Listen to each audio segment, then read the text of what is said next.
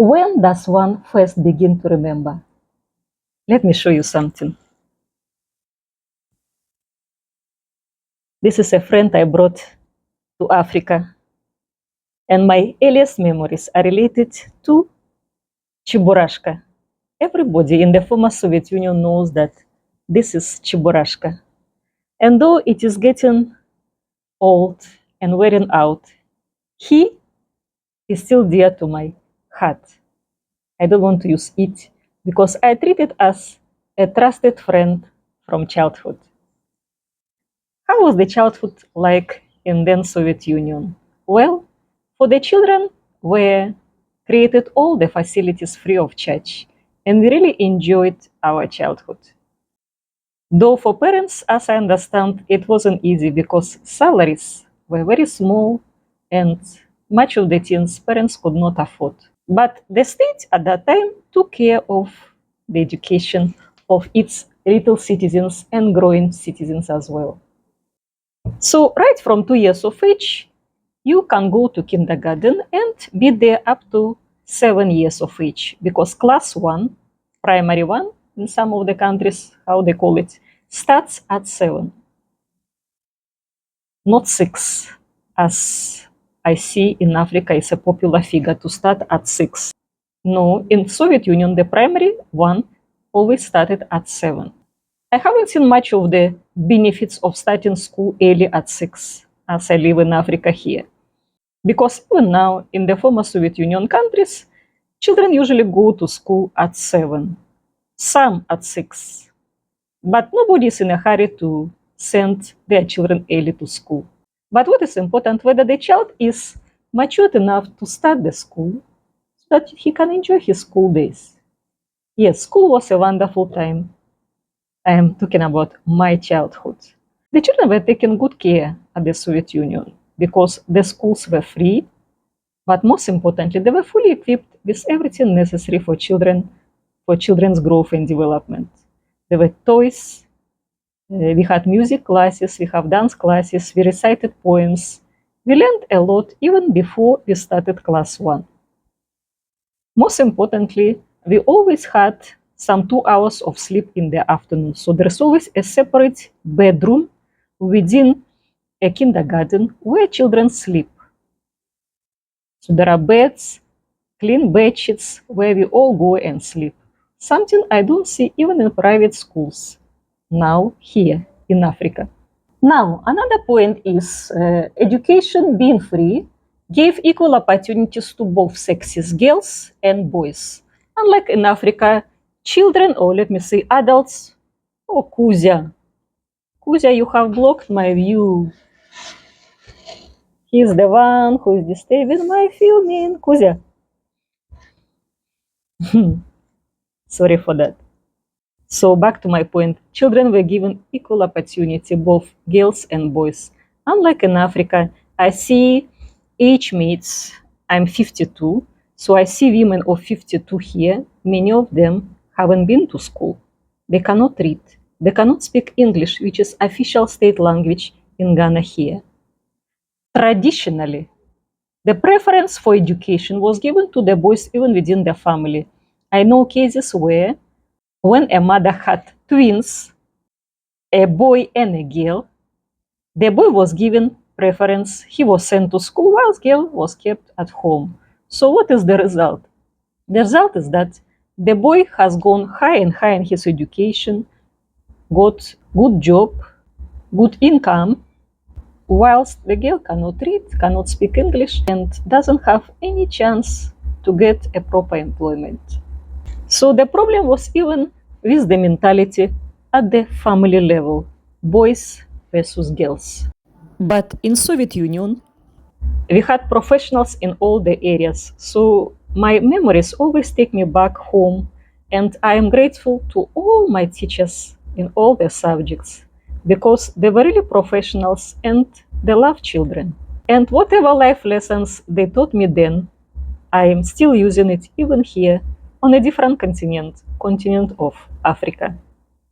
Now, apart from the major school, I'll tell you that school starts at 7. I already mentioned that and ends. So we do 10 classes. So you start at 7 years of age plus 10. So at 17, sometimes 18, you finish the last class of your schooling, that is secondary school. So here, primary school, middle school, and secondary school are all levels of this education are ongoing within one building. Something different in Ghana. In Ghana, primary school different from where secondary schools are positioned. Over there, we don't have the system of boarding schools. So all children, they live at home and they go to schools because there are sufficient schools wherever the children are. So the education opportunities were equal and accessible to everybody, as we are saying now. I want to say that apart from the mainstream school, we also had another school which you are free to choose, and it is not a formal education anymore, but you still get education in different area. For instance, if you want to learn music professionally, we had music school. Music school was not free. My parents could not afford it, and I did not go there. But those who could afford it, some few children from my class, let's say maybe 5% of children from the class were attending that school, which also takes 7 years of education in the musical school. So you become a professional in music. It is not 1 year, it is not 2 years. You can imagine 7 years. So such a stress on a little human being who, apart from regular classes, supposed to attend also the music one. But many parents insisted and finally helped their children to develop career in the music. So in the music school, they learned notes, they learned to play different musical instruments. So usually there's specialization. You play fortepiano, you play guitar, violin, and some other local instruments as well. It's a matter of choice.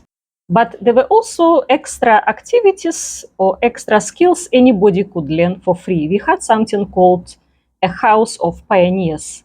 At that time, young people, we used to wear some red scarves and we were called pioneers. So it was a place where professionals of various areas taught us different skills. For instance, I personally was able to go to dance school, learn a little of knitting and even a little of sewing.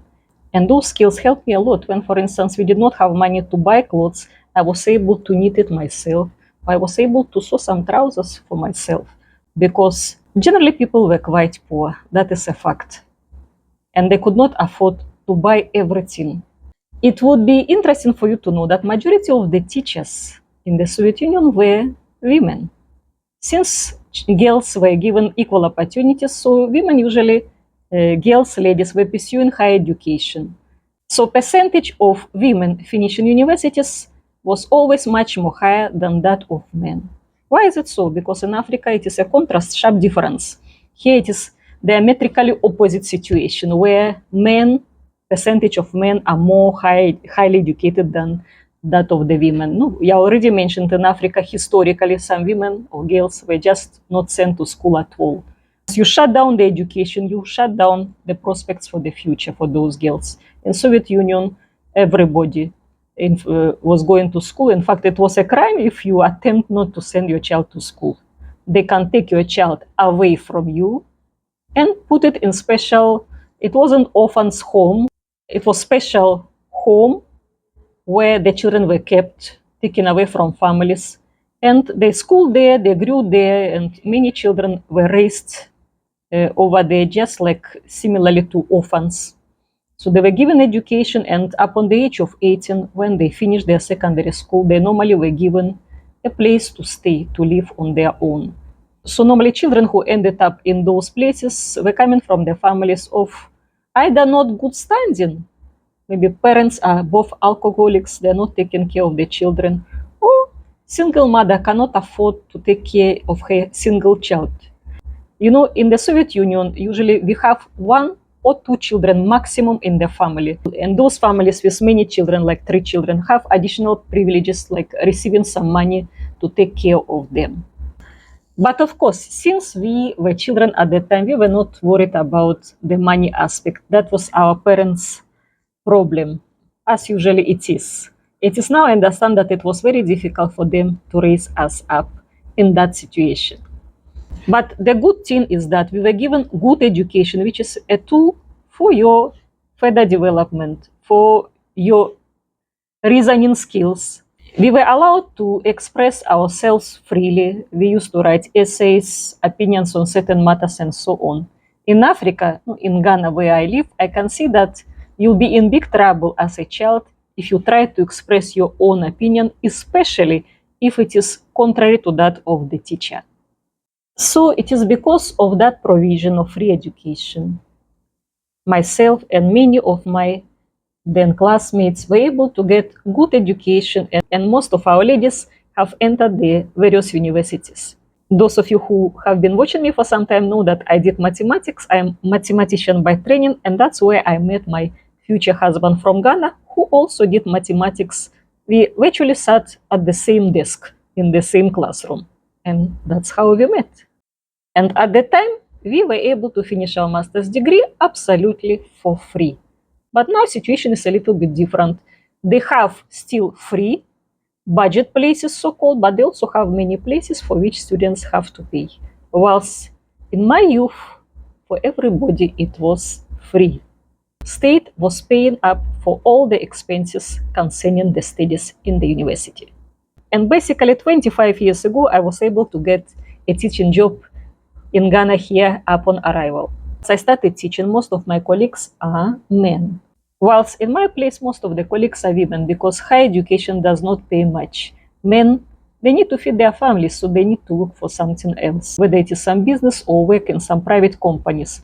But teaching, it doesn't pay much. So men are not inclined, are not motivated to pursue higher education because the salary is small. Whilst here in Ghana, it's the other way around. If you're a person of a working profession, whether you're electrician, plumber, and so on, you'll be paid much more lower than if you're a person, a lecturer, for instance. Whilst in other countries where they realize the importance of middle-level professionals, those who work at factories are paid much more higher than those with high education. I remember we had a neighbor then in Soviet Union. She was working at a factory, and her salary was 3 times more than that of a teacher with high education. So that situation does not motivate people to finish universities. But for women, it's okay, just quiet profession. You go to school in the afternoon, you close, you come back, you take care of children. Usually women like it. But for men, they need to feed families with bigger income. Teaching is not enough. So, friends, today I have shared with you my childhood memories, and I shared some of my thoughts about education, Ghana versus then Soviet Union. If you have any comments or contributions in this respect, kindly write them down in the comment section. If you like this video, please don't forget to like, share, and subscribe. And see you next week. It is bye-bye from me, Victoria, and from my channel, My Home Africa. Kuzia, come and say bye-bye. Kuzia.